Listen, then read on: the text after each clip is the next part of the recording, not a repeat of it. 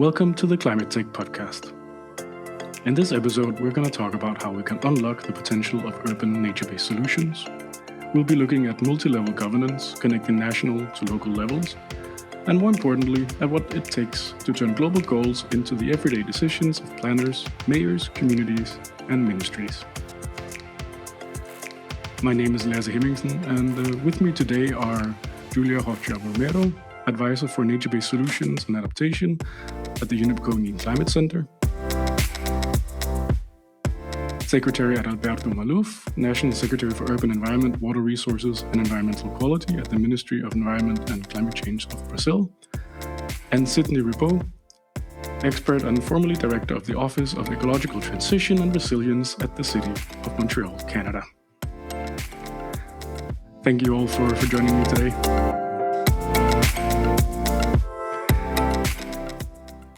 So before we get started with the questions for you guys, I want to try to paint a little picture of a city that you know well. It's the summer, it's getting warm, heat is pushing past 40 degrees Celsius. Floodwaters filling the streets that were designed a long time ago. Green spaces are slowly disappearing, and people are experiencing the risks that national climate plans might have promised to reduce. So this is where we really see the triple planetary crisis of climate change, biodiversity loss, and pollution. It becomes real and palpable in cities. As the UN Secretary General said, cities are where the climate battle will be largely won or lost. But if cities are on the front line of dealing with biodiversity loss, pollution, and climate, then we also need to look more carefully at the opportunities that are in the cities, and the opportunities that the different commitments and plans and strategies that countries are producing offer. And that's what we're going to do today.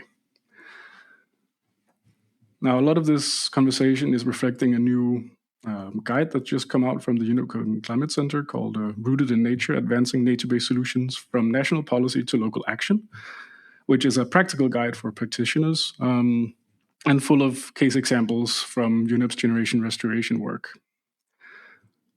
And the two guests today are also case examples from Brazil and Montreal. So, Julia, let's start with setting the scene here and understanding why this multi-level governance is so important.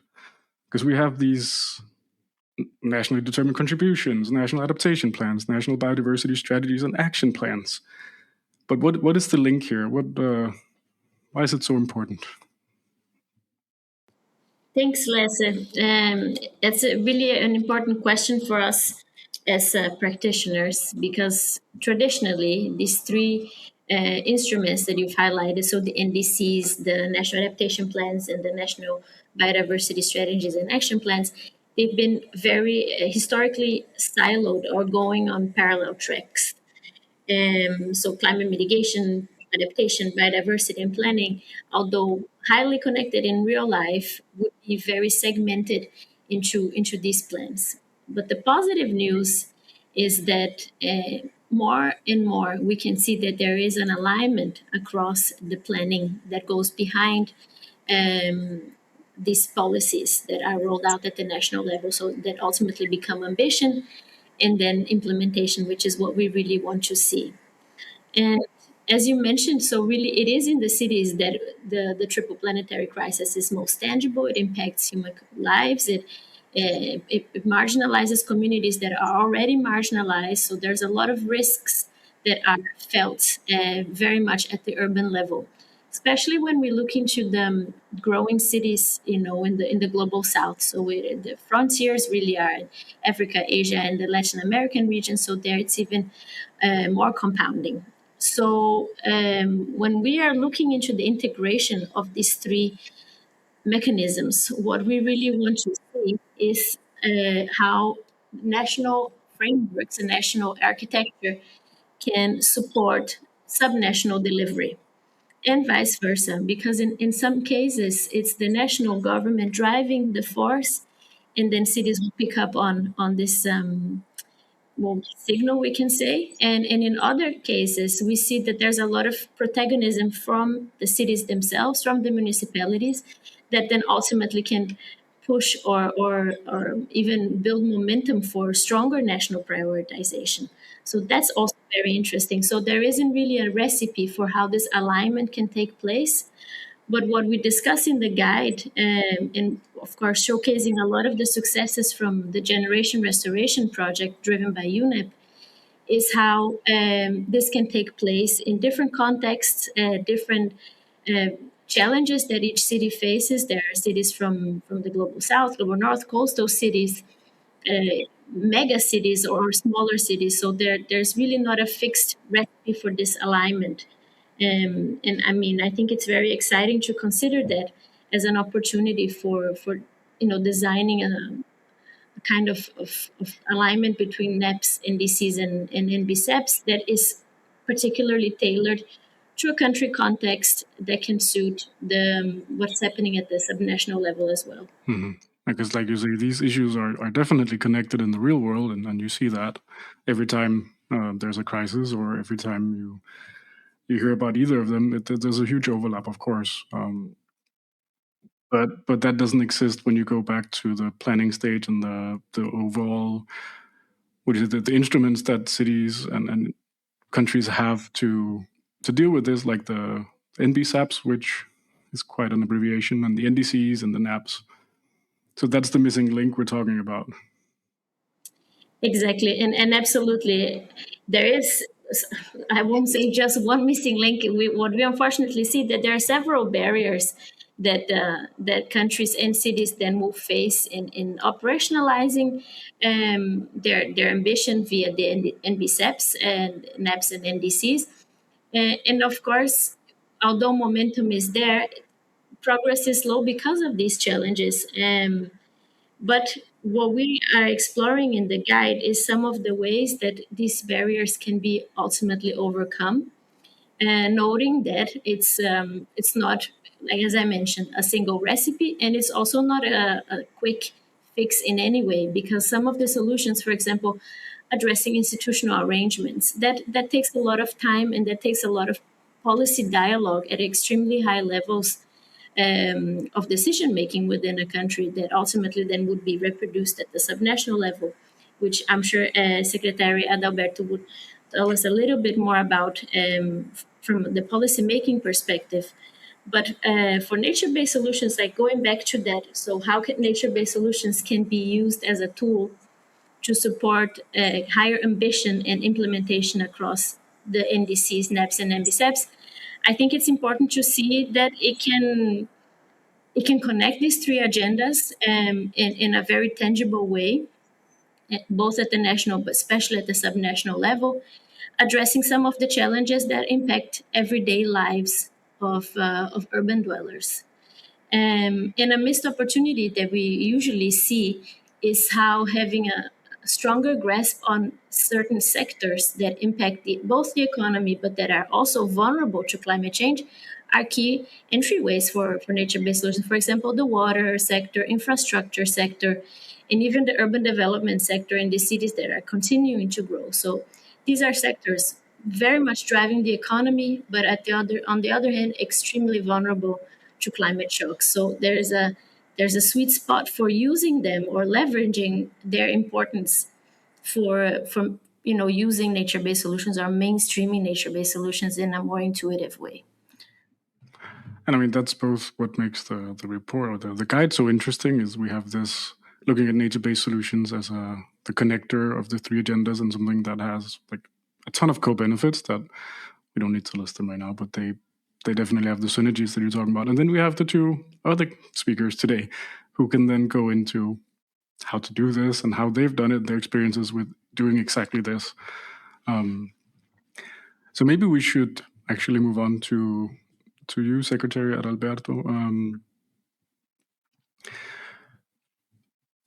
So in Brazil, you have this experience in having national policy reforms under the Ministry of Environment about cities, urban environment, water resources. So from your point of view, what has been done and what works doing from the national level to ensure that cities can effectively deliver on both climate and biodiversity and pollutions? First of all, hello, Les, Julia, Sidney. It's a great pleasure to be here with all of you in this important debate. Well, Brazil has been trying to advance a more integrated, climate and environmental governance agenda that seeks to strengthen the capacity of cities, both the large metropolitan areas, but also the smaller municipalities that can deliver climate change mitigation, adaptation, the biodiversity goals, trying to align, Brazilian NDC and the 3.0, the ones that we brought targets directly for cities on the city level, but also together with our National Biodiversity Strategy and Action Plan, the NbS, that we just approved recently, which we call EPAMB. And I think one of the key innovations that we're trying to do, is that while we were creating the climate plan Brazil, which has just been approved, with all the 8 sectorial mitigation areas, the 16 adaptation areas, so to create this national kind of climate strategy. But under this framework, what Brazil has structured was not only the strategies, so the national mitigation strategy, the national adaptation strategy, but also this a little bit more clear guideline on how the subnational implementation and the long-term climate planning would happen. So from one side, we created under the interministerial community, a committee of climate change, how we call SIM, which is extremely high level, led by the civil house of the president, all the ministers. They make the decision. SIM provides this more governmental approach to climate governance, trying to align all the ministers around this common goals on climate, on biodiversity, urban resiliency, nature-based solution, water security. And it's the president office requiring this. It's not the Minister of Environment, pushing the agenda. And it was also created what we call the Federative Articulation Chamber, which was really designed to be this place where we can have the real coordination between the technical people.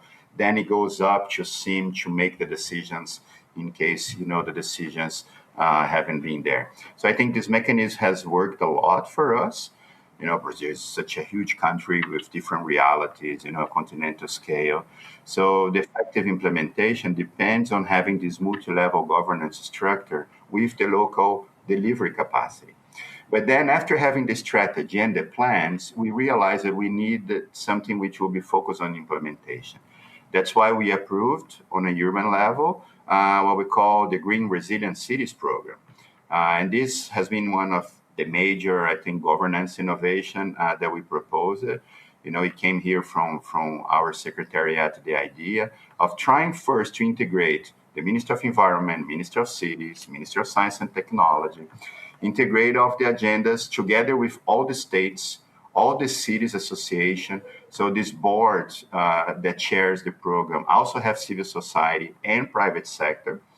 And this governance structure includes, because it includes all the different levels, it can also advance to change and improve the technical programs we created. For example, Adapt Cities program. So we realized that the cities needed a good technical assistant in order to develop their local adaptation plans. So we have now 581 cities under the partnership. And what we did is that the cities would apply to our program with the states. So the state sent a list of 20 cities that would apply because we also want the regional governments, to play a role. So I think this kind of collaborative model was able to somehow to ensure that, the climate biodiversity policies were integrated, but also translated into real local action. And the feedback we got was, well, we need technical materials, we need a national strategy, we need technical documents. How much it costs to do nature-based solution? How can I hire projects? So we did the list. We changed the cost structure. So now mayors, if they want to do any nature-based solution, they go there. They see how much it costs. It's better for them to open the tender. It's associated with the national strategy, the national plan. So I think not only promoted more technical cooperation, capacity building, but now the last part, which we are focused now, which is financing and the project pipeline. with the municipalities. So we created what we call Bank of Projects. We got more than 300 projects last year, 10 billion that we approved. Now the second round, we had more 400 projects, more than 12 billion. And this pipeline of projects, we brought all the banks, World Bank, IDB, National Development Bank. We got, World Resource Institute, ITDP, ICC, all the international stakeholders. And we kind of separated the cities based on the level of the projects, their capacity to deliver, how it would be integrated to the NDC, to the biodiversity framework, the local goals. So I think first integrating on an institutional level was important, but the project looks like to be very effective, and everybody is appreciating the way it's moving, because at the end it's the mayors that kind of push the agenda. They put their own projects and we just adapt, integrate. So the mayors, the local level, kind of lead the agenda, but we as federal government, we make sure that this coordination, this multi-level, intersectoral governance structure can really help them to deliver what they want. Yeah, I think it sounds like an extremely holistic approach, and I think it's interesting that we start out with, you have to align the ministries, and it comes from the president's office, so everyone on the highest level is on the same page. But it sounds like it's a sort of two-way process. It's also what the needs are, all the way from the municipalities, is then going up the same line so that their needs are being met, and they're being listened to, and like you say, they get the capacity building, they get the technical expertise that they need. So it's a two-way street, so to speak, this alignment. Thanks, Les, and thanks, Secretary. This is also really extremely robust strategy that was rolled out by Brazil, in having this understanding of the main silos, the capacity needs, but also connecting all of this to the financial side of things, because of course you can't really trickle down finance, and it's very hard. And you mentioned also smaller cities that they don't have the capacity to pursue larger funds, and they also don't have necessarily the capacity to monitor their nature-based solutions, to understand the costs that come in the long run. So not just the costs to implement, but the cost to monitor, maintain an infrastructure that obviously is impacted itself by climate change. So there's a lot of variables there. So I think that what you have outlined is extremely aligned with some of the findings from this guide, where we have these three overarching building blocks, as we call it, for national support towards urban nature-based solutions. So having the institutional arrangement taken care of, so an interministerial of sorts, as you mentioned, then how this connects to policy and regulation, and ultimately allowing for financial pipelines to be established and ultimately accessed by cities. So that's really an interesting point that you've brought. Thank you. And it sounds like this pipeline of project then connects back to the global level of these huge international financial institutions. So it really sounds, it's the whole food chain, so to speak. So if we're talking nature-based solutions, I know Brazil is increasingly recognized for embedding nature-based solutions, both in federal programs, but also all the way down to city level. Can you maybe share just a little bit on what are the priorities all the way through from national to city level when it comes to these solutions? What is being looked at as this is something that works, and this is how we're implementing it, if we can get all the way to that?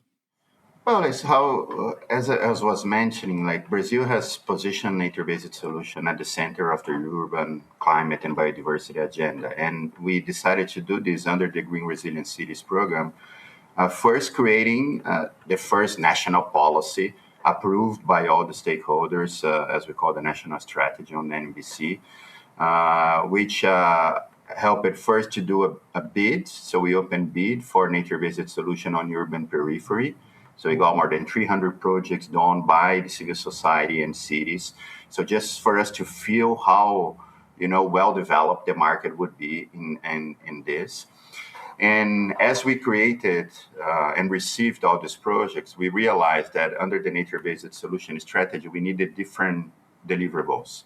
So we did a technical guideline, we did the price structure, We did some which were like how to think about on schools, how the mayors can approach, different areas. So I think that when we launched the Bank of Projects, we realized that we needed a stable funding structure so that the mayors would really push the agenda.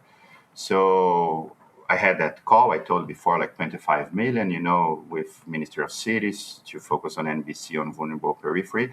But we also changed our climate change fund. The climate change fund, historically in the last years, what we call a Fundo Clima, used to have 400, 500 million reais, $100 million, and mainly was financing private sector for, do solar, wind, like large scale projects. So the first thing we did was changing that cities could apply to this fund. We increased it from 400 million to 10 billion. Brazil issued these green bonds, 10 billion. Last year was 14 billion, and this year is 27 billion reais, And we separated 1/3 of the money to cities. And we changed the terms of the fund so the fund can now finance all the 6 major priorities of the Green Resilient Cities project. So that's kind of we thought, well, we need the national strategy, we need the national project pipeline, we need a funding structure that can really move. But of course, at the end, we needed to bring more instruments to the cities to do. So we also launched a national urban tree project. We are doing what we call the GeoCal, which is using satellite images and giving this very easy kind of app, application that mayors join all the green areas where they are. It models where the extreme heat will go in the future. It models where the water, there will be water challenge for the future. So we brought all these NGOs, everybody together. We give this tool, well, we are finishing the tool. Well, it's not ready. It's just on final tests. But we hope to give this tool to the cities for free, kind of this geospatial platform, as we are calling. And it will help the mayors to plan, the urban green area that they manage, integrating into the NBC planning that we were doing with this urban heat environmental data. I think you might all know that we launched the Beat the Heat, a multirão during COP30, under the Cooling Coalition, which Brazil, has the pleasure to co-chair with the United Emirates. And we brought together more than 200 cities globally and more than 80 international stakeholders to think what are the actions, to tackle urban heat and extreme heat. So we realized that if the cities don't have a tool that they can plan in their own territories by themselves, it would be like the national government doing some studies, launching the paper, and nobody would do too much. So, for example, the National Urban Tree Projects or Urban Afforestation Plan needed also more technical information. So we brought together 600 experts from 98 institutions, and we created what we call the Urban Tree Compendium, Coletânea de Arborização Urbana. So we did one for each of the biomes of Brazil, the regions of Brazil, so south, southeast, and there's the list of the trees, local trees, native trees that they have to plant, how they would plant, how the energy company has to deal, what the city has to do, so it's each one of them.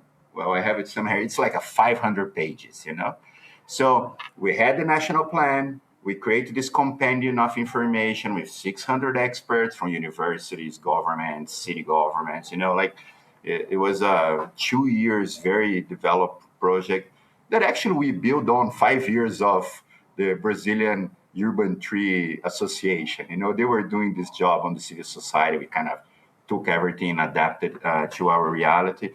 But when we launched it, the plan, the action plan, and the financial structure, we still realized that in order to move from these kind of isolated pilot projects that we were seeing, and normally we're the leader cities, like the big cities that normally do the things, we had to get into the smaller cities or mid-sized cities where they're really facing Brazil has a list of 2,000 out of 5,500 cities that are very sensible and vulnerable to climate change. So, and on these specific cities, then we try to combine a little bit more, not only the regulatory and financing structure, but especially direct technical assistance.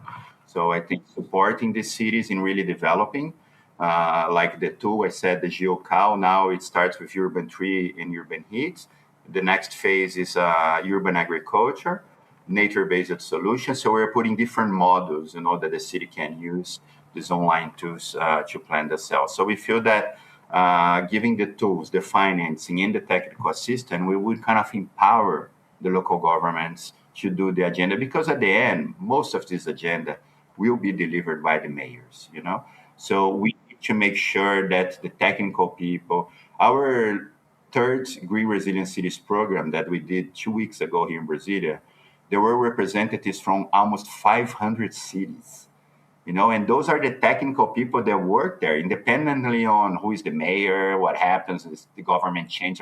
These people are there. They will continue to be there, So that's what we want, empower these technical people with knowledge, with tools, with planning, and financing structure so that they can move by themselves. Thank you, Secretary. This is really also kind of optimistic or very positive to hear that the people who are going to be driving implementation on the ground are getting the tools that they need. And it's interesting from you to get your insights on what happened sort of to get to that point, like the whole process of having to start at the government level and how everything translates back and forth with needs and support. So now maybe we should turn to an actual city and look at Montreal, the generation restoration role model city, and you, Sidney, because it would be interesting to hear now from your point of view, from Montreal, and first of all, what do you think of what has been going on in Brazil? It sounds like a good place to be a city if you want to implement nature-based solutions, but also what happened in Montreal and how implementation worked there, and the collaboration between national, local, and regional levels went on in Montreal. Well, yeah, first, I mean, the Secretary Maluf, it sounds like you're doing an amazing job in Brazil. So congratulations on all that work that you've been doing. And I think what's especially interesting in what you've been talking about is how you've been concerned about not just planning and not just, having objectives, national objectives, but also getting into the hard work of talking to the experts and the technical people and figuring out what actually needs to be done. Because I think that's for me, that's the key. We're at a stage in climate change where, there's a large scientific consensus as to where we're at and what needs to be done, at a high level. But what I've found working in the city is that a lot of the things that need to be done are quite technical, actually. And they're not, and there's a lot of political stuff around climate change, obviously, but there's a lot of stuff that's very, very practical and technical. And it's a question of tweaking some of the policies and some of honestly, sometimes it's a question of knowledge. And it sounds like what you're doing in Brazil is really getting at those issues and working top down and bottom up. Is certainly the way we need to be working on this issue.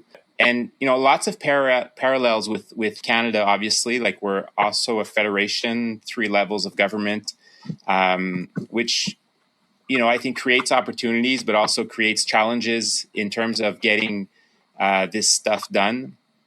And what have we done in Montreal? I mean, we've done a lot of stuff around nature-based solutions. I don't want to go into everything that we've been doing in Montreal, but I'll focus on a couple, perhaps, that I find particularly interesting in terms of what needs to be done and how we should be doing integrating nature-based solutions short, medium term. So, for the city has been working on, curbside enlargements for a long time, basically to reduce the distance that pedestrians need to cross an intersection, right? So making the sidewalks a bit bigger on both sides so that it's narrower. And when we do this in cities, like, you talk to security experts, you talk to policemen, they say, once you've done this at an intersection, you basically reduce to zero the number of deaths at that intersection. So we've been working on this from a security and from a sort of, quality of life perspective for quite a long time. And, the curbsides were being enlarged basically with cement, right? It's just an extension of the sidewalk. And at one point, somebody had the great idea of saying, why don't we integrate some green space in that area? Just because it's nice, right? Just because it's more beautiful than cement. And then obviously realizing when you do this, you're actually creating some shade. So you're helping with some of the heat island effects.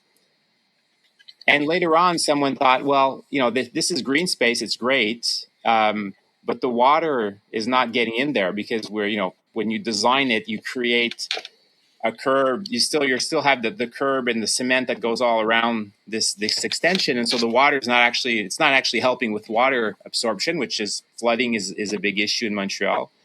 And so we redesigned the curbside to make sure that the water from that's draining, that's in the street, would go into this curbside extension.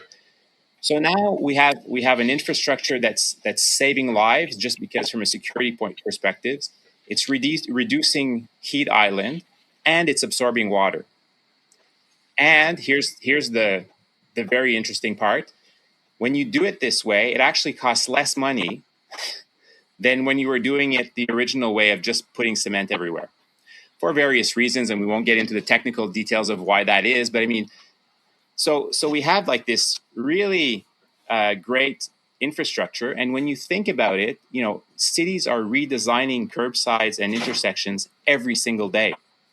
They are not building major parks every single day, and they are not creating major green infrastructure, which obviously we need to keep doing. But these very small improvements in integrating nature within the city design, the street designs, for example, or the intersection designs, we evaluate in Montreal is going to have a much greater impact than all the parks that we're going to build in the next few decades. And it doesn't cost anymore, right?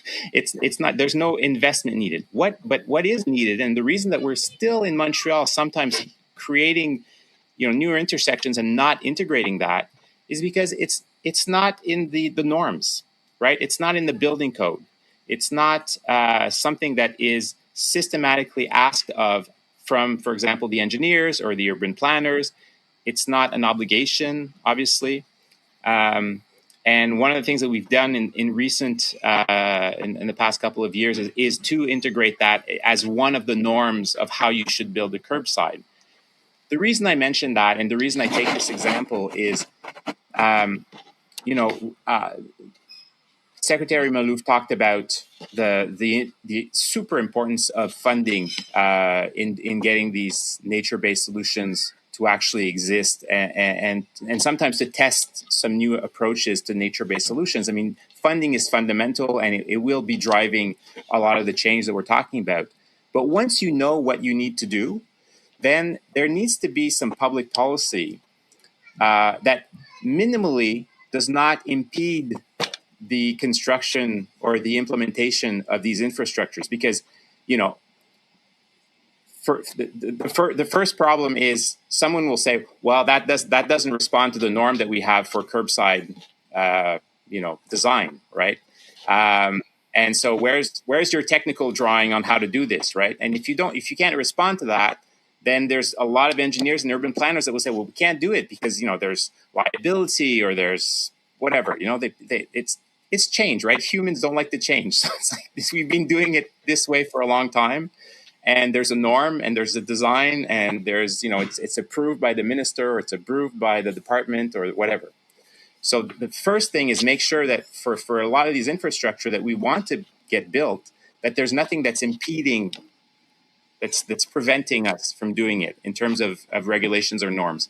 The second is ideally we can integrate it into the norms and to the regulations that we have.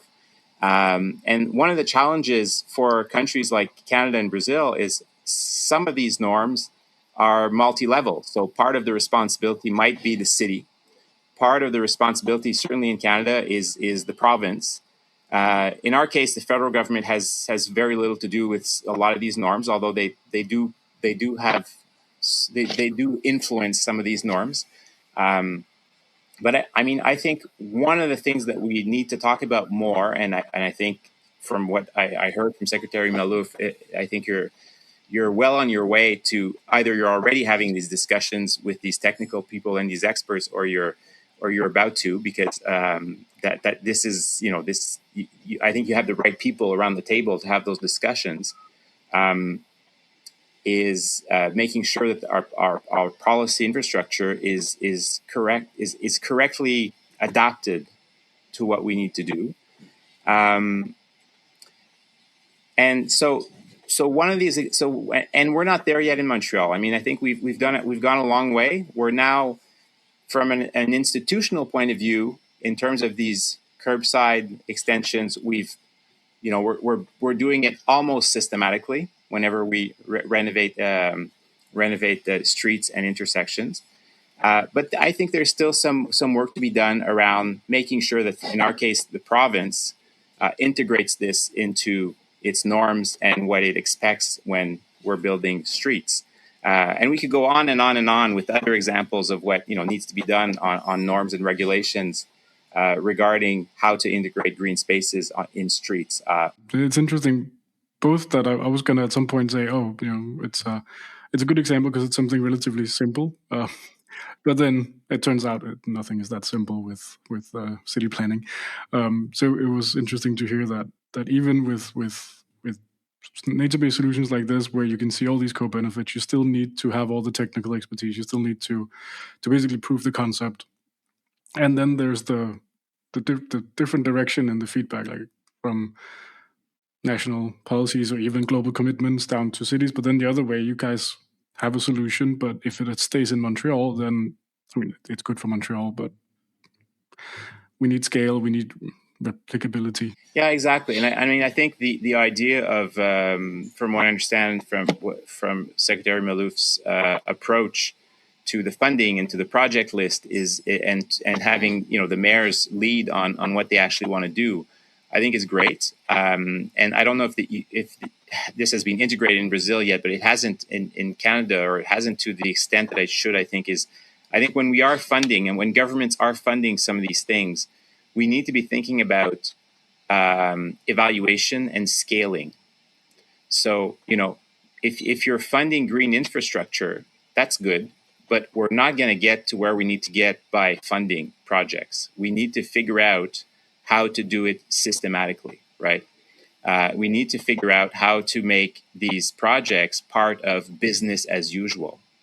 And so the example, going back to this curbside example, where I think we did at one point get funding from the federal government, certainly from the provincial government, to do some of this work. But the funding was not meant to help us develop how to do this systematically without their help eventually, right? Because we're going to be doing curbside or intersection renovations for as long as the city exists, right? So it's like it's not sustainable for us to be funding each intersection renovation to say we're going to give you like a little percentage so that you can be able to add some green space.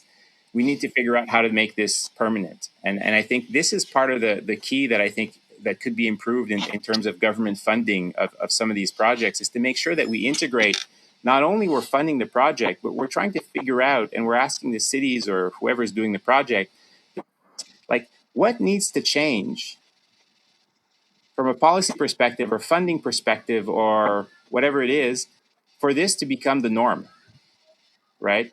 And I think this is one of the things that where higher levels of government can really have a big impact if they integrate that into their funding mechanism. It doesn't mean they have to integrate that into everything that they fund, but at least to make sure that they're putting a bit of funding and energy into figuring out what works and figuring out how we could not that this project could become something that's systemic rather than just project by project funding, right?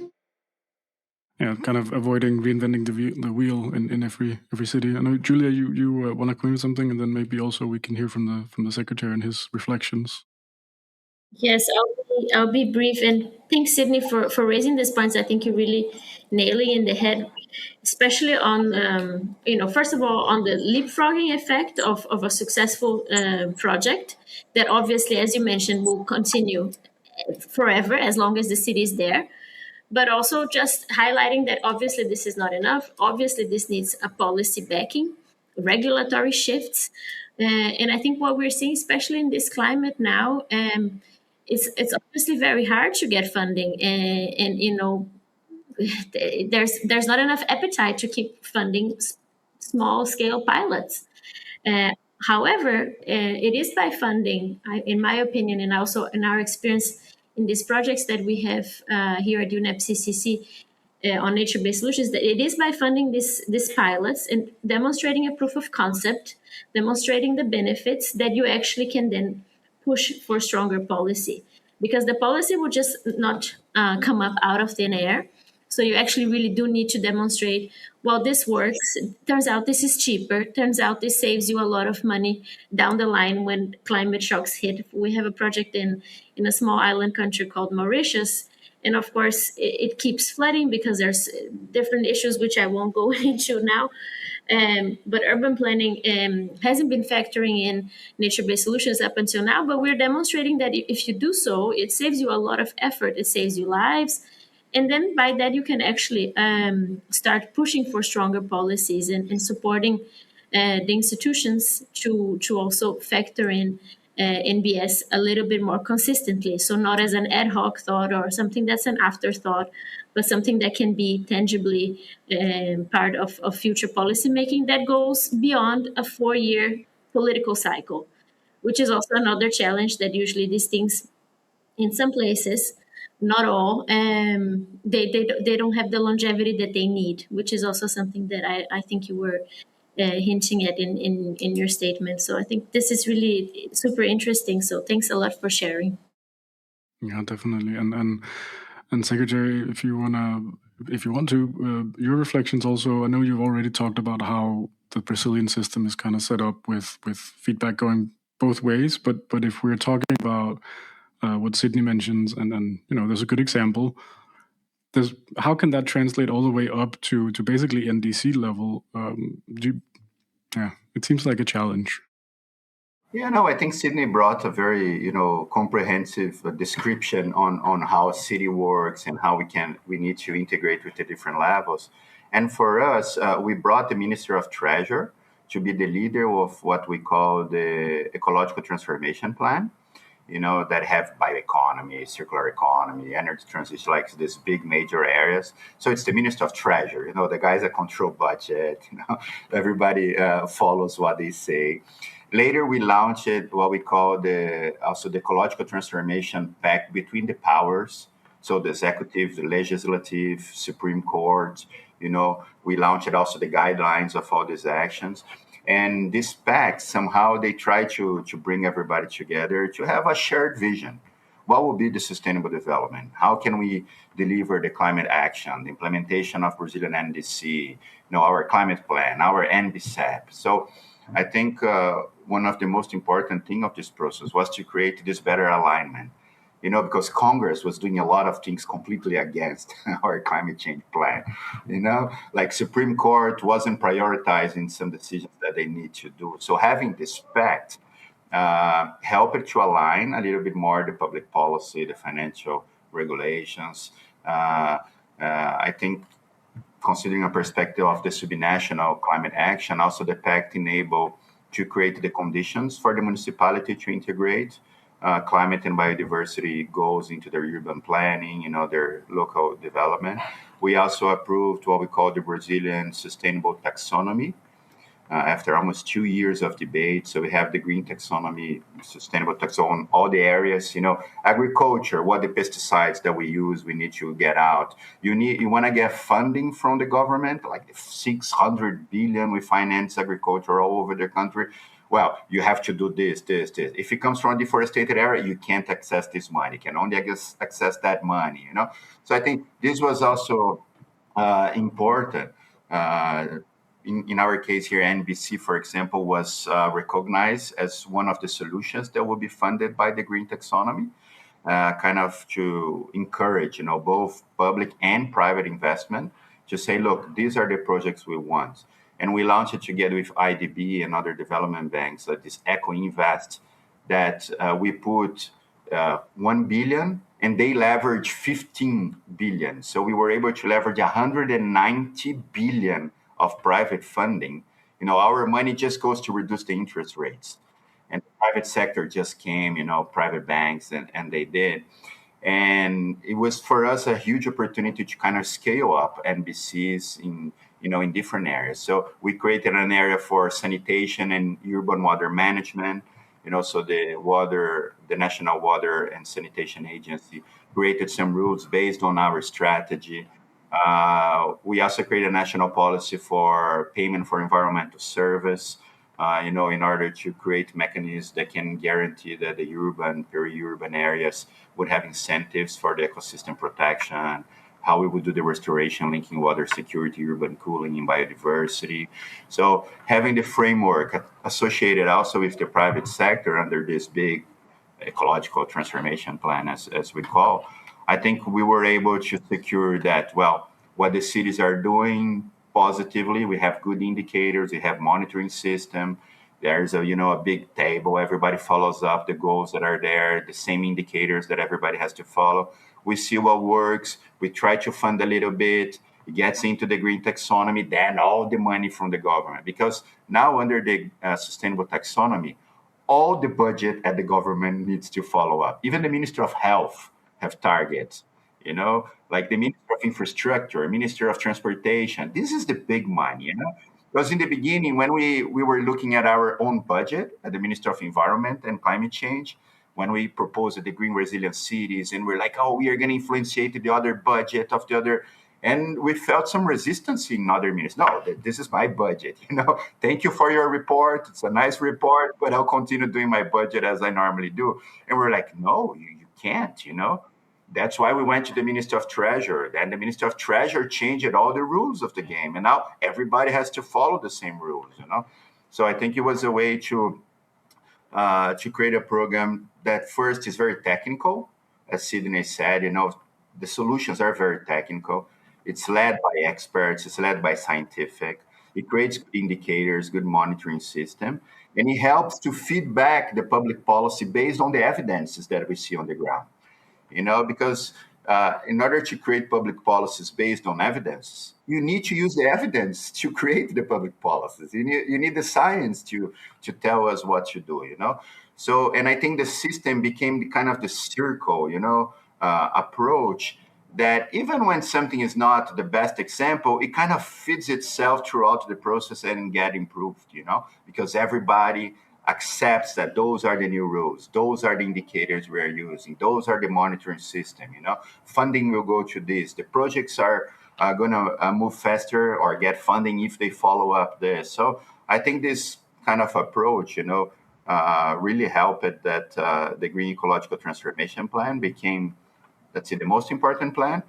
And because it's led by the Minister of Treasury, we only do we call the Executive Secretariat, We give the ideas, but at the end, it's the Minister of Treasury, And Minister Marina Silva, our Minister of Environment, my boss here, she always said that her whole life she fought, to have the environment to be considered into the other policies. But what we wanted is this interdisciplinarity approach that everybody would lead. And she was so happy that the Minister of Treasury, when he makes his speeches, he talks more about environment and climate change than us. So she always jokes that, okay, let me talk about economy then, because The Ministry of Treasury already told everything on climate change and environment. So I think that there was a very good way, a good proposal from our Minister Marina Silva, because it really made, our climate biodiversity plans to be part of the top priority of the government. Mm-hmm. It also sounds like having this agreed framework for monitoring, like we all know what I don't want to say KPIs. What are we measuring? We can see the benefits and show them and prove them, not just in the city. Like you want to convince your transportation department and city hall that, hey, this is also good for transport if you do these sidewalks, but you can do it on a national level because everyone agrees that these are the metrics we're looking at. And it speaks to like these co-benefits that nature-based solutions is not just about a green, nice city or about climate change. It has benefits for transport, it has benefits for economy, it has benefits for health. So all these ministries or municipal departments, I mean, both of their budgets count towards this, or should, and they can also use it for sort of improving their own areas of work. So just, Sidney, I want to go back to do you have anything like this with Montreal? I mean, when you measure your successes for nature-based solutions, is it like a national level? Can everyone see, okay, this works with these metrics? Well, I think it's interesting because I think it's great that in Brazil the Minister of Treasury is leading on this. I think that's, for me, it's definitely part of the solution to get these types of departments to be leading. In Montreal, we instituted what we call the climate budget, which means that we're basically publishing each year. In our regular budget, we have a chapter on what we're doing and what are the impacts, the financial impacts of what we're doing on climate, both adaptation and mitigation. So at the city level, we are evaluating how much, for example, we're investing in green infrastructure each year. We're publishing that, and by doing that, we are creating pressure on all the departments to try to increase their share of investments in green infrastructure. So each year, the treasury, in our case, the finance department asks all the departments that are the big investors, what did you invest in? Did you invest in gray infrastructure? Did you invest in infrastructure that is helping adaptation, for example? Did you invest in green infrastructure?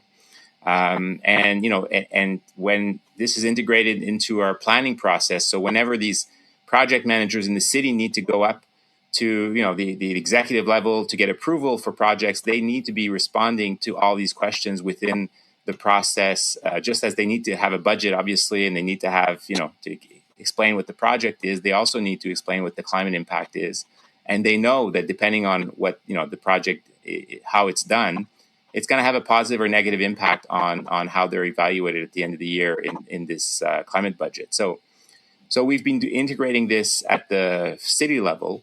Still have a lot of work to do at the provincial and federal levels to make sure that this information is clear. And I think it's going to be one of the drivers. Just as any politician wakes up in the morning and looks at the statistics on unemployment, and that will drive how they spend their day and their weeks. Because it's an important aspect of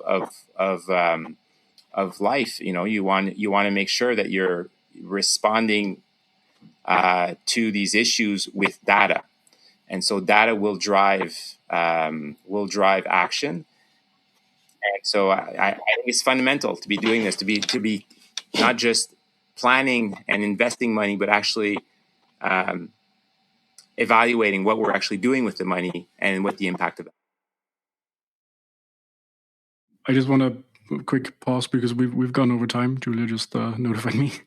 So just wanted to check in with both you, Sidney, and your secretary, if we need to end now, or we have maybe 5 more minutes. Well, I think I spoke a lot already about what we are doing, but let me try to bring a little bit about how we're going to use, these two guides, because I was extremely happy when I saw the Rooted in Nature, this practical guide for policymakers UNEP has done, because as I was saying initially, mayors were complaining that we didn't had the strategy, the technical guidelines, and good indicators to see what actions will move. And I think for us, it has always been very important to use these international references that are created, these kind of guidelines or practical guides, in order to really understand what are the examples that are working or not. What could we do to further scale the projects that are moving? Where were the gaps that we needed to address? So I think a podcast like this or these reports that have been done by many international organizations, somehow we need to translate them into the local realities and make sure that the local level understand that what they're doing is not only, a new idea on how to use nature to prepare for climate change, but it's rather the whole world is trying to get cheaper, more innovative, faster solutions. And nature-based solutions are much cheaper and faster than the great infrastructure that we always did. But they're not going to happen easily if we don't try to overcome of the challenge. Because I remember one of the training we had with local officials, one city, a big-sized city in Brazil, said that, he used to do great infrastructure every day. He knows the models he hired for 20 years. When he did the new NbS for a specific solution, he had to explain to the federal courts, the accounting, the local accounting agency for like months, But why did you do this? Well, because it's cheaper, it's more effective. Well, why did you hire this? Why don't you do? Because nobody knew how to do it. So we need these guides. We need the international experiences so that national governments and regional governments can translate this into their territories in order to empower mayors. And just to, if I can say my last message here, coming from the federal government, but for me, the priority should be on empowering technical people on the local governments. The priority should be giving the voices for the priorities that the local governments tell us. And the federal and the regional governments, their role is to create a framework, to do the necessary coordination, bring the technical assistance, the funding structure and everything, but at the end, supporting the implementation on the ground of the people that are much closer to the challenge and the reality. Thank you. And also, it's good to hear that you also like what's in the guide, the Rooted in Nature guide from national policy to local action. And we'll put a link to that in the show notes of this podcast, so the listeners can also find it and hopefully also use it, as you say, to empower the people who are actually going to be driving this action, like you are enabling in Brazil and you've been doing in Montreal, Sidney. I want to just bring in Julia on another perspective, because we have COP negotiations both for biodiversity and for climate, COP 31 and COP 17 coming up, and a lot of what we talked about needs to be then connected to these bigger negotiations, and what can we do to ensure that the city level nature-based solution isn't just pilots, but actually taken all the way up to these major national planning instruments and tools? Yeah, Les, I was just thinking about that, because imagine if 50 years ago, 60, 70 years ago, we would have been thinking that the local agendas, a city agenda, would have a global relevance and would be featured in global climate and biodiversity, discussions. That would be sort of something that you wouldn't even imagine. And nowadays, it's hard to get to a COP. And this week we have the World Urban Forum taking place as well. And we have COP17 in Yerevan in Armenia later this year in the fall. And they all have a very strong urban and subnational focus, because it is unavoidable. We have to consider not just the local delivery, but the local solutions, as we've been talking here. And I'm happy to be in this small echo chamber where I believe we're all very much aligned. But when we look into these two COPs in particular, so the CBD COP very much angled on biodiversity, and COP 31 coming up in Antalya at the end of the year, not for the last time, we will be hitting the word implementation, because everybody needs to see that.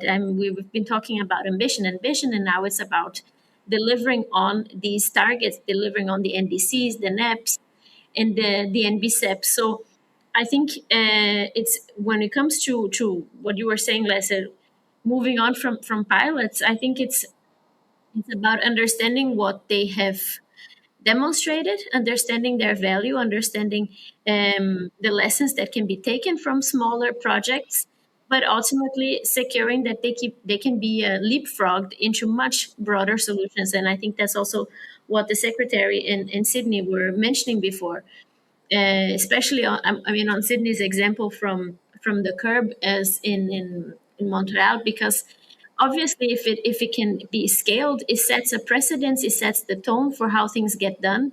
This, again, supported by stronger policies, can have even stronger momentum, of even stronger delivery. And then if you hook this into your national plan, as Brazil's been doing, then you even have a stronger um, power to advance on NBS. And I think that's what we will also be seeing in the discussions at this upcoming COPs. A lot about the urban delivery, urban risks, challenges, but the solutions that can be inspired that can inspire other countries and other cities.